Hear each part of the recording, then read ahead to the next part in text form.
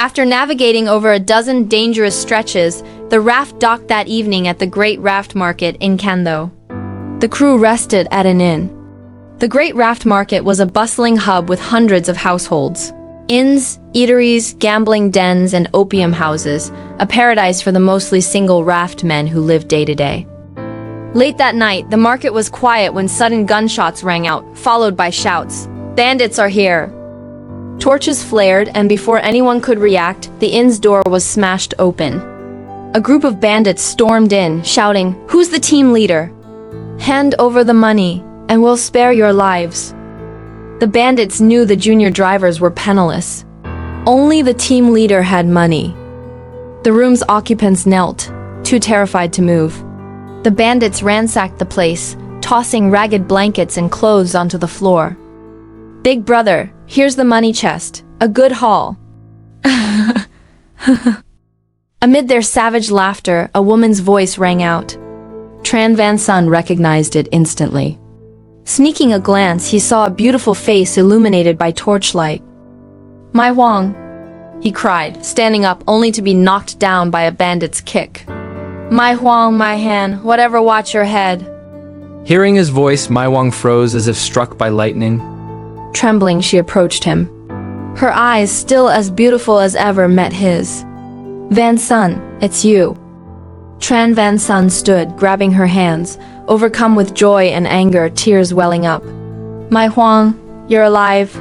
I've missed you to death. Why are you a bandit? Come back with me, you can't do these wicked things." "Van Son," Mai Huong choked, unable to speak. A bandit kicked him, shouting, "What nonsense! She's our leader." He thrust a torch at Tran Van Son, singeing his hair and eyebrows. The torchlight revealed a shirtless ghost face. As Tran Van Son waited for Mai Huong to reconsider, she pointed at Ghostface and ordered, "Kill him." Tran Van Son understood that kill was bandit slang. He shouted, "No." "He's my savior." "What savior?" "He's your enemy. He saved me twice." Mai Huong said slowly, "Tran Van Son, do you know who he is?"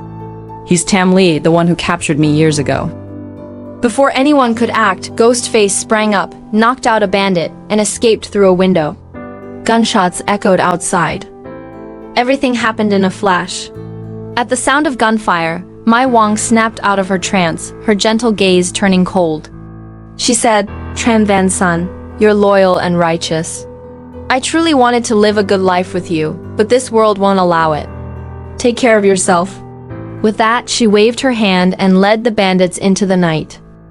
Tran Van Son stood dazed, watching the wife he longed for disappear into the darkness. Everyone thought Ghostface was dead, but after the bandits left, he returned, saying he'd only been grazed by a bullet, having hidden under a raft.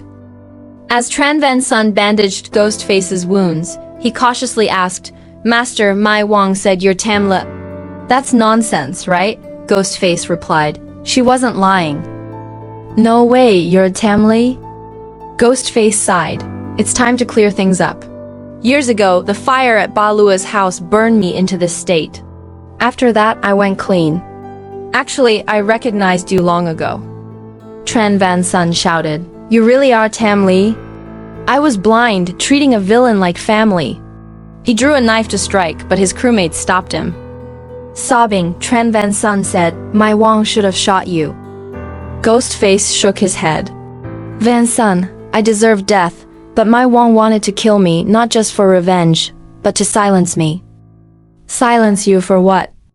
"I'm the only one who knows her true identity. She's the dragon of the Hau River, who destroyed your family. She can't let me live." The revelation stunned Tran Van Son. "Nonsense. The dragon of the Hau River is a man, not a woman. It's a secret, but I know the truth." As dawn broke outside, the sound of the Hau River murmured, and everyone listened as Ghostface told the story of the female bandit leader.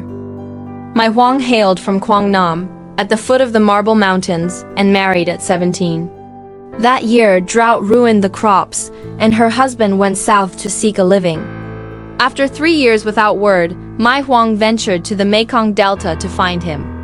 The vast region was like searching for a needle in a haystack. Unable to find her husband, She was deceived by human traffickers and sold to a brothel in Canlo. The madam, seeing her beauty, had her trained, and soon Mai Huong became a prized asset. In the brothel, she endured endless humiliation, weeping daily. One day, the bandit leader Dragon of the Hau River visited and took a liking to her, wanting to make her his wife. When the madam demanded an exorbitant price, he shot her dead. Though a ruthless killer, the dragon treated Mai Huong well, pampering her.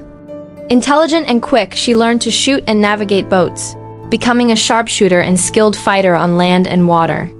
When the dragon was killed by a stray bullet, the gang lost its leader. Mai Huong outshot the men vying for power, earning their respect and taking the title Dragon of the Hau River. Bold and daring, she led the attack on the Tran family when no one else dared. After raising their home, she and her gang terrorized the Mekong Delta, prompting the authorities to send troops to hunt them down. During one ambush, Mai Huong was gravely wounded but escaped to Vinh Hoa.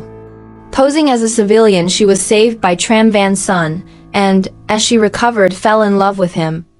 Knowing she had caused his family's ruin, she felt remorse and wanted to reform. But the evil village chief Ba Lua and her old enemy Tam Lia stood in her way.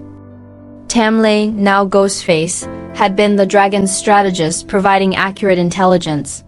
There was no direct conflict between him and Mai Huong, but during the raid on the Tran family, a major mishap occurred.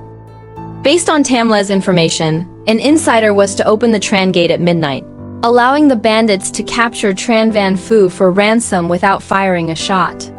Trusting the insider, the bandits grew careless. But at the gate, it was locked tight. Forcing it caused a commotion, alerting the militia, who opened fire.